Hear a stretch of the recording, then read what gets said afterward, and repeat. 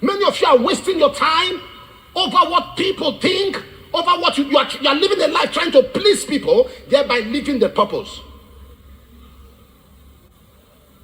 I said something last week about tithing and they edited it. You may have seen that online. They edited it, cut some parts, and said, I said people should sell their things. Somebody said to me, Apostle, did you really say it? I said, yes, I said it. What can you do? No, why you going online defending? And my pastor didn't say so. If they said, go there and comment, yes, he said so. What can you do? Why you begging, talking as if you want anybody explanation? If what I didn't say, you say I said so, okay, I now said so. What can you do? Look at the way this man of God is talking, and you go there, say, no, that's not what my pastor meant. Go there. Say, yes, my pastor actually said so. What can you do?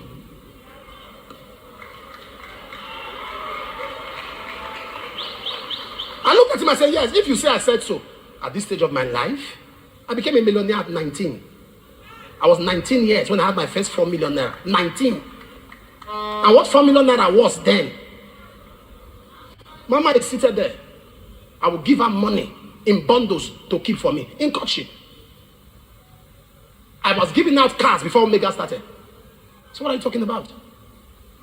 So I'm not saying this in any form of arrogance. If there's a preacher that is not preaching for money, it's me. I told God, if you call me out, let's have a deal. Aside, will you allow me to do other things that can help me get money? He said, go ahead. I said, fine. I will answer the call. I don't believe in full time. Never. Me full time. Full time what? Allow me to do other things. Allow my wife to do other things. My pastor, some of them do things. They have things they do on the side. I allow them do it. So he said, is it true you said so? I said, yes, I said so. That people should sell their things. I said, yes, all their property. Did I say that? Did I say that? I didn't say that. I didn't say that. But that thing you want to hear, I will help you hear it.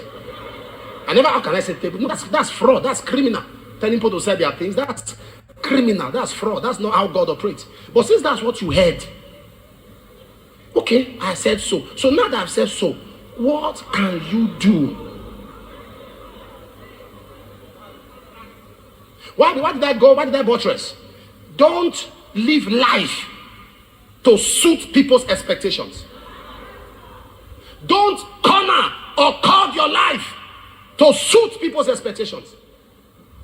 When you leave this world, you are going to give account. Did you fulfill purpose? It's not about doing what you feel you should do. Doing what God has. That's why the first prayer must be, Lord, why am I here? Who am I? You think I wanted to stay now with you? Me?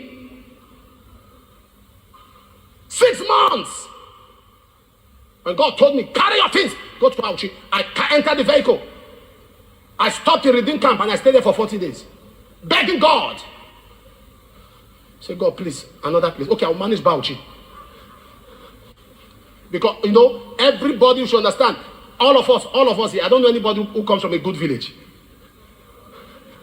All of us have been told stories about our village. Am I correct? Everybody have been told. There's one. The way my mother spoke to us about this place, it's as though once you just enter like this, they'll just start killing you. That's what. So when God said go, I said, and the Lord said, that is your purpose. Hey, you have no idea how this place was 21 years ago.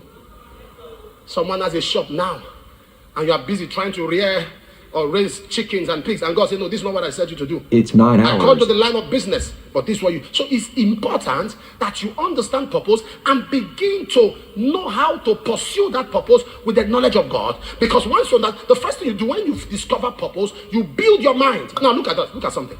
In Matthew 5, I think verse 28, I think, Jesus said, any man that looks on a woman to lust after her has committed adultery already. Okay, just looking. And not just to look, to lust after her has already committed it, even without doing it. Okay, now I'm bringing that scripture. Remove the moral of that scripture, pick the context. Remove the adultery, remove the woman. Let's focus on the look lustfully and has committed. Let's pick the context. Jesus is saying that when you look at a thing, to the extent that your mind has left your body and entered into that thing, You already have that thing.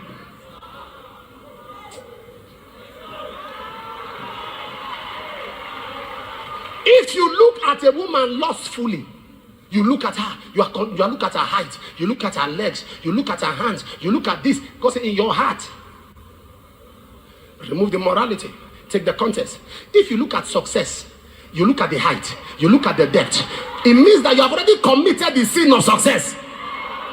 Oh, nobody's what I'm talking about. So God is saying, oh yeah, not getting man, I'm talking about this man. So when you look at healing, you look at greatness, you study greatness, you consider greatness, you talk greatness, you pray greatness, you look for scriptures on greatness, you pursue greatness, you confess greatness. The Bible says in the realm of the spirit, you are already a great person. All you have to do is to walk into that greatness.